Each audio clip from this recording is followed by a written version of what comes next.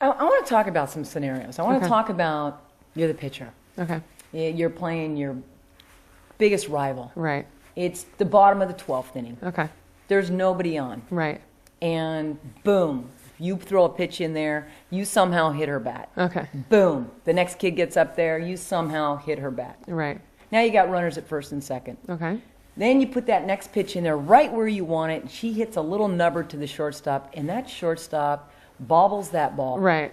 Talk a little bit about what a leader does as a pitcher and how she manages Okay. In my opinion, the first thing I do is, I talk to the shortstop. Whether I call timeout, maybe sometimes it's good so that you can change the momentum of the game, get everybody together, and then when the team disperses to say to shortstop, you and I are in this together. You're going to get the next one, we'll get the out, and we'll be fine. Just giving some energy back to that person, staying confident, giving them a good sign, feeling like you guys are in it together. I think it's crucially important because you see so many young pitchers that get down on people around them as if to say that those people meant to do it or that they weren't trying hard enough behind them by making mistakes. And we all make mistakes. So really it's about somebody breaks down, energy out. The pitcher's just going to go ahead, hey, you're all right. We got, no outs, whatever it may be. And then you get back right on that mound. Here's another scenario that we've seen both as players and as coaches. Right. That pitcher's out there throwing a pretty good game, and all of a sudden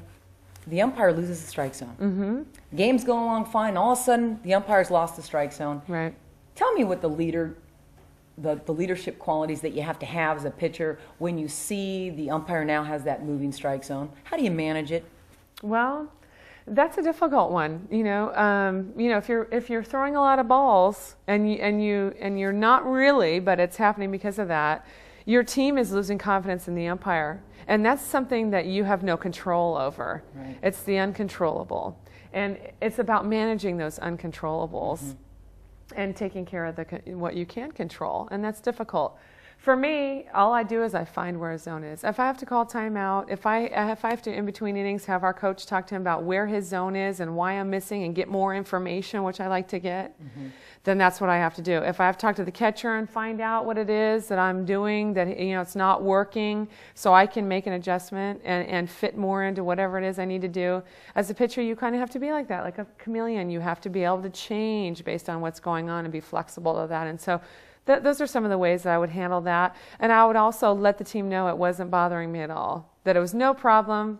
I had control of it. I'll find it. We'll do it together. And if I have to, I'll throw ground balls all day long, and you make the plays behind me because I totally have confidence in the fact that they can do that.